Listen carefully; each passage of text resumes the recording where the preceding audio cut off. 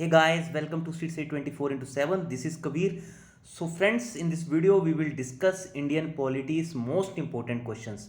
तो दोस्तों इस वीडियो में हम इंडियन पॉलिटी के मोस्ट इंपॉर्टेंट क्वेश्चन डिस्कस करने जा रहे हैं, जिसका ये पार्ट सेकंड है। इसके अलावा अगर आपने पार्ट फर्स्ट नहीं देखा है तो प्लेलिस्ट में जाएं, वहाँ पे जाके आप अटेम्प्ट कर सकते हैं इसका पार्ट फर्स्ट। तो दोस्तों ये चैप्टर नंबर फर्स्ट जो मैं कवर कर रहा हूँ, कॉन्स्टिट्यूशन एंड पॉलिटिकल सिस्टम, उसी का पार्ट फर्स्ट है। तो यूनिट 1 ध्यान से देख लेना बिल्कुल। अगर इसका पहले वाला पार्ट आपने मिस कर दिया है वो भी प्लीज़ जरूर देख के जाना एग्जामिनेशन से पहले। वीडियो अच्छी लगे तो अपने दोस्तों के साथ जरूर शेयर करना, लाइक करना। चैनल पहली बार आए होंगे तो चैनल को सब्सक्राइब कर लेना, साथ में बेल आइकन को प्रेस करके नोटिफिकेशन बेल पे ऑल क्लिक कर देना। सो स्टार्ट करते हैं क्वेश्चन नंबर फर्स्ट से। Who among the following was the chairman of the union constitution committee of the constituent assembly. तो आपको बताना है इनमें से कौन चेयरमैन थे बेसिकली यूनियन कॉन्स्टिट्यूशन कमेटी के। तो दोस्तों एक यूनियन कॉन्स्टिट्यूशन कमेटी और एक ड्राफ्टिंग कमेटी, ये दो कमेटी के क्वेश्चंस के ऊपर क्वेश्चंस बार बार पूछा जाता है, ठीक है। ड्राफ्टिंग कमेटी और यूनियन कॉन्स्टिट्यूशन कमेटी। तो ड्राफ्टिंग कमेटी के जो चेयरमैन थे वो थे B.R. अम्बेडकर जी। वहीं बात करूं यूनियन कॉन्स्टिट्यूशन कमेटी, तो इसका बिल्कुल सही आंसर होगा ऑप्शन सी, पंडित जवाहरलाल नेहरू। तो Pandit Jawaharlal Nehru ji was the chairman of union constitution committee. ये दोनों क्वेश्चन आप चाहें, अगर आप साथ में नोटबुक भी रखी हुई है और नोट्स बना रहे हैं तो प्लीज़ इस क्वेश्चन को नोट डाउन कर लें। ये दो क्वेश्चन एग्जामिनेशन में बार बार पूछे जाते हैं। Next question is which amendment empowers the president to send back any matter for reconsideration by council of ministers. तो आपको बताना है कि कौन सा अमेंडमेंट के थ्रू, अमेंडमेंट क्या होता है बेसिकली संशोधन, इंपावर करता है प्रेसिडेंट को to send back any matter for reconsideration by council of minister. तो ये है बेसिकली 44th अमेंडमेंट। मूव करते हैं थर्ड क्वेश्चन की ओर। Which of the following schedules of the constitution of India contains provision regarding anti defection act. तो किस provision के अंडर आपको बताना है बेसिकली, कौन से स्केड्यूल के अंडर बेसिकली जो एंटी डिफेक्शन एक्ट से रिलेटेड प्रोविजंस इन्वॉल्व किए गए हैं।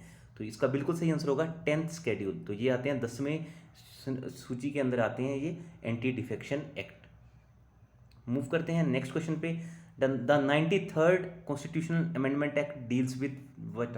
तो आपको बताना है जो 93rd संशोधन है कॉन्स्टिट्यूशन के अंदर, संविधान के अंदर, वो किसके साथ रिलेट करता है। तो ये है free and compulsory education for all children between 6 and 14 years of age. तो बेसिकली ये है ऑप्शन डी इसका बिल्कुल सही आंसर। तो आप इसको चाहें तो टिक मार्क करके रख लेना।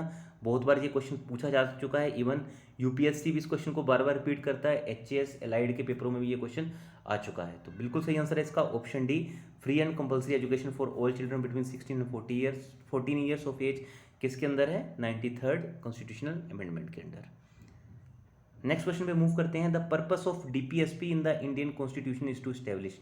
तो डीपीएसपी मैंने शॉर्ट फॉर्म में लिखते हैं, इसका मतलब है basically directive principle of state policy. तो ये आर्टिकल 36 to 51 आते हैं जितने भी डीपीएसपीज हैं। और directive principle of state policy कौन से देश के संविधान से लिए गए हैं ये भी बार बार पूछा जाता है। तो ये क्वेश्चन का आंसर याद रखना आप, आयरलैंड से लिए गए हैं।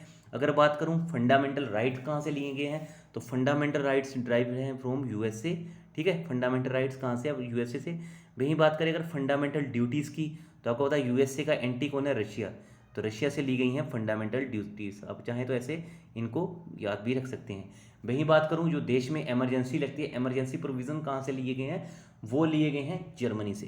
तो ये 2-3 क्वेश्चन जो मैंने डिस्कस किए हैं उनको बिल्कुल माइंड में सेटअप कर लेना। The purpose of DPSP in the Indian constitution is to establish. तो इसका बेसिक मकसद क्या था डीपीएसपी का, to establish social and economic democracy. Option D is the right answer for this question. Next question पे move करने से पहले यही कहना चाहता हूँ, चैनल को सब्सक्राइब नहीं किया सब्सक्राइब कर लेना, साथ में बेल आइकन को प्रेस कर लेना। इसके अलावा अगर आप इंस्टाग्राम पे ज्वाइन करना चाहते हैं तो सर्च कीजिए इंस्टाग्राम पे स्ट्रीट स्टडी 247, सेम चैनल देखने को मिलेगा आपको। इसके अलावा अगर आप टेलीग्राम पे भी जुड़ना चाहते हैं हर वीडियो अपडेट्स के लिए, तो वहाँ पे भी आप सर्च कर सकते हैं @street study। Next question is which articles of DPSP deal with promotion of international peace and security. तो डीपीएसपी मैं ऑलरेडी बता चुका हूँ, directive principle of state policy कहाँ से लिए गए हैं, आयरलैंड से। और अगर कौन सा इनका जो आपको बताना है कि कौन सा डीपीएसपी है, कौन सा आर्टिकल है डीपीएसपी का जो इंटरनेशनल पीस एंड सिक्योरिटी के साथ डील करता है, तो अंतर्राष्ट्रीय शांति और सुरक्षा के साथ डील करता है। आर्टिकल नंबर 51 आर्टिकल, जिसको बेसिकली 51 नंबर का आर्टिकल भी बोला जाता है। तो बिल्कुल इंपॉर्टेंट क्वेश्चन है ये भी। मूव करते हैं नेक्स्ट क्वेश्चन पे। Which article of the Constitution provide that it shall be the endeavor of every state to provide adequate facility for instruction in mother tongue at the primary stage of education? जब आपकी primary state of education होती है तो basically जो भी आपको शिक्षा दी जानी चाहिए वो मदर टंग में देनी जानी चाहिए। तो ये कौन से संविधान के कौन से आर्टिकल के अंदर ये सारी चीज़ें हैं? तो ये हैं अनुच्छेद 350 ए। सो आर्टिकल 350 ए के अंडर ये सारी चीज़ें कही गई हैं। जो प्राइमरी स्टेज ऑफ एजुकेशन है वहाँ पे मदर टंग प्रोवाइड करवानी चाहिए। ठीक है, ये इंपॉर्टेंट क्वेश्चन है, इसको भी माइंड में सेटअप कर लेना। नेक्स्ट क्वेश्चन पे आ जाते हैं। The 9th schedule to the Indian constitution was added by. तो 9th शेड्यूल बेसिकली किसके साथ रिलेटेड है? तो बेसिकली ये रिलेटेड है लैंड रिफॉर्म्स और जो जमींदारी सिस्टम था उससे रिलेटेड है। ठीक है ना, तो ये ये 9th शेड्यूल जो इंडियन कॉन्स्टिट्यूशन में कब ऐड किया गया? तो ये ऐड किया गया फर्स्ट अमेंडमेंट में। तो बेसिकली 1951 में ऐड किया गया था। तो आपको पता होगा जब स्टार्टिंग में कॉन्स्टिट्यूशन बना था तब हमारे पास सिर्फ 8 शेड्यूल थे। 9th 10th और 11th और 12th सारे बाद में संशोधन के थ्रू बने हैं। वहीं बात करूं पार्ट उस टाइम पे पार्ट की, तो पार्ट और अगर आर्टिकल्स की तो वो भी बहुत इंपॉर्टेंट थे उस टाइम पे। तो वो सारी चीज़ें भी आपको याद रखनी है। ठीक है, मूव करते हैं नेक्स्ट क्वेश्चन पे। Under which articles the president give his assent to the ordinance on electoral reforms when it was sent back to him by the union cabinet without making any changes? तो basically ये बताता है राष्ट्रपति की ordinance making power. ठीक है, तो ये जो प्रेसिडेंट किसी भी ऑर्डिनेंस को अपनी असेंट देता है तो ये किसके अंडर देता है? तो ये देता है अंडर आर्टिकल 123 अनुच्छेद 123 के अंदर। तो कभी कभी एग्जामिनर आपसे ये भी पूछ सकता है ordinance making power of president is under which article? So it is under article 1 2 3, ऐसे भी रख सकते हैं 1 2 3। मूव करते हैं नेक्स्ट क्वेश्चन पे। सो दोस्तों ये क्वेश्चन इस वीडियो का आखिरी क्वेश्चन है। आप अपना कमेंट करके जरूर बताना आपको कैसी लगी ये वीडियो। अगर आपको ऐसे ही इंटरेस्टिंग क्वेश्चंस रेगुलर बेसिस पे भी चाहिए तो प्लीज़ कमेंट करते जाएं। मैं रेगुलर बेसिस पे वीडियो बनाता रहूँगा, नहीं तो वीकली हर संडे को ये वीडियो आपको मिल जाएगी। So article 75 of the Indian constitution deals with what? तो आर्टिकल 75 जो हमारे भारतीय संविधान का है वो किसके साथ रिलेट करता है? तो ये डील करता है, बिल्कुल सही आंसर है इसका, अपॉइंटमेंट ऑफ द पीएम।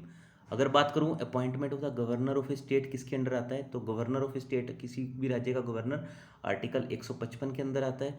वहीं बात करूं इलेक्शन ऑफ प्रेसिडेंट तो कौन से अनुच्छेद के अंडर आते हैं आर्टिकल ऑफ प्रेसिडेंट? तो ये आते हैं आर्टिकल 54। ये भी बहुत बार ये क्वेश्चन आपसे ऑलरेडी एग्जामिनर पूछ चुका है।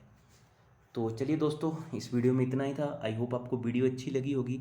वीडियो अच्छी लगी होगी तो लाइक करना, चैनल पे पहली बार आए होंगे तो चैनल को सब्सक्राइब करना, वीडियो को अपने दोस्तों के साथ ज़्यादा से ज़्यादा शेयर करना ताकि उनके लिए भी वीडियो बेनिफिशियल हो सके। अगर कोई भी आपको फीडबैक कोई भी सुझाव देना हो तो कमेंट कर देना। साथ में चैनल को सब्सक्राइब करने के बाद बेल आइकन को प्रेस कर देना और नोटिफिकेशन बेल को ऑल कर देना ताकि आपको हर वीडियो की नोटिफिकेशन मिलती रहे। तो चलिए दोस्तों इस वीडियो में इतना ही था और अपना कीमती समय मुझे देने के लिए आपका बहुत बहुत धन्यवाद। सो गॉड ब्लेस यू ऑल। जय Hind. Thank you so much.